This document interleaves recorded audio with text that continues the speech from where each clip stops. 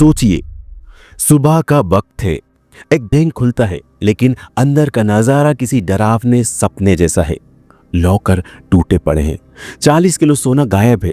2009 में इसकी कीमत 6 करोड़ थी, लेकिन आज ये 28 करोड़ रुपए से ऊपर है।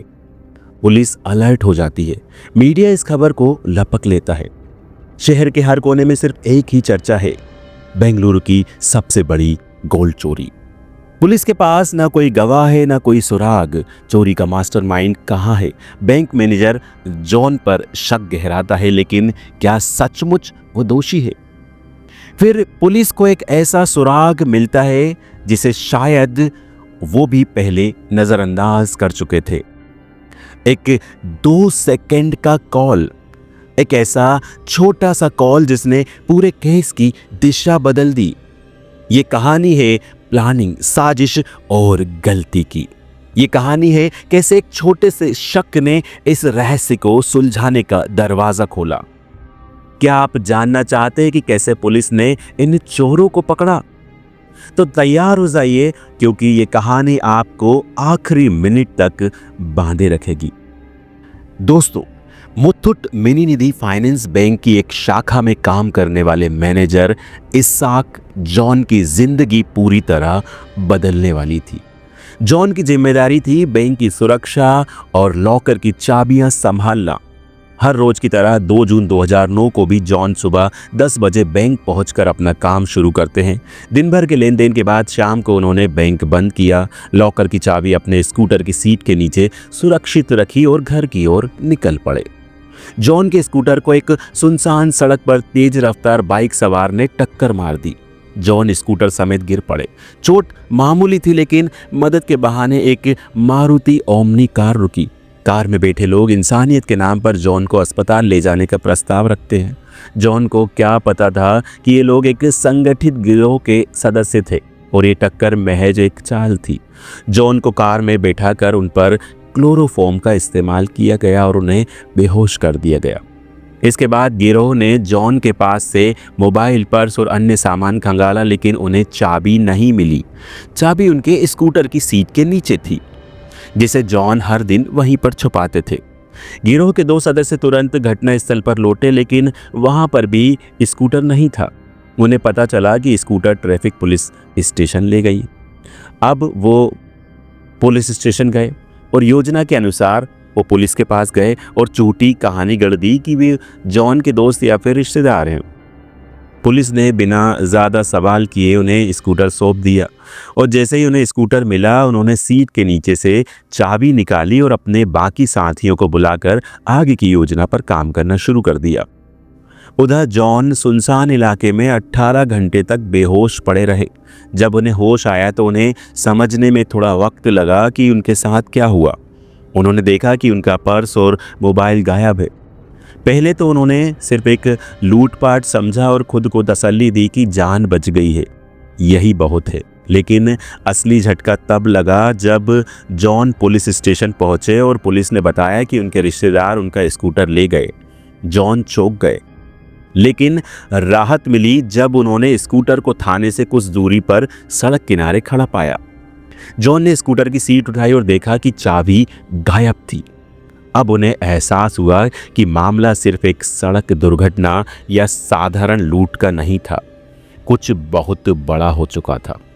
घबराए हुए जॉन तुरंत बैंक की ओर भागे। उनके मन में सिर्फ एक सवाल था, क्या लॉकर सुरक्षित है?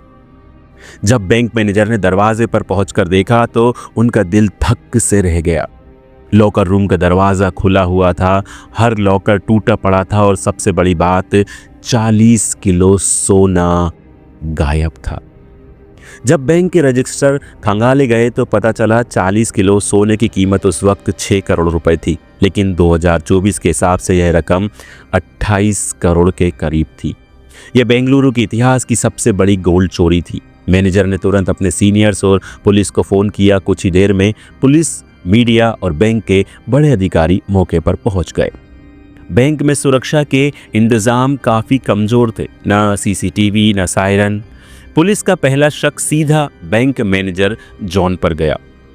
जॉन ने बताया कि कैसे उसके साथ एक्सीडेंट हुआ था। वो बेहोश हो गया था और जब होश आया तो उसकी जेब से पैसे, मोबाइल और चाबी सब गायब थी। लेकिन पुलिस को जॉन की कहानी पर यकीन नहीं हुआ। उन्हें यह सब इत्तेफाक नहीं लगा। 18 घंटे तक जॉन के बेहोश रहने का कोई भी गवाह या सबूत नहीं था, ना ही एक्सीडेंट वाली जगह से कोई सुराग मिला। पुलिस ने जॉन को हिरासत में लिया और उससे सच उगलवाने की कोशिश करने लगी।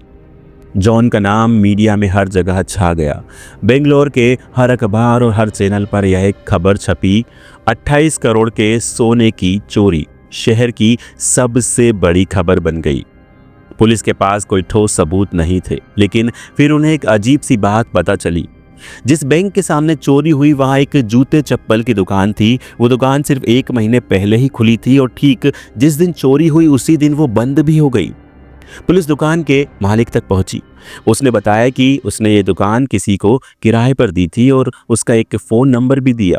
जब पुलिस ने उस नंबर पर जांच की तो पता चला कि ये सिम सिर्फ 1 महीने पहले एक्टिवेट हुआ था और उससे सिर्फ 4-5 नंबरों पर ही कॉल होती थी। जिन नंबरों से बातचीत हो रही थी वो सभी फेक आईडी पर रजिस्टर्ड थे। पुलिस ने उन सभी नंबरों को घगाला, लेकिन कुछ भी ठोस सबूत नहीं मिला। ये मामला पूरी तरह से सोची समझी साजिश का हिस्सा लग रहा था। पुलिस ने हर छोटे बड़े कॉल को खंगालना शुरू किया। इसी बीच एक नंबर पर 2 सेकंड के कॉल का पता चला। शुरुआत में पुलिस ने इसे नज़रअंदाज कर दिया, लेकिन एक अफसर ने इस कॉल को जांचने का फैसला किया।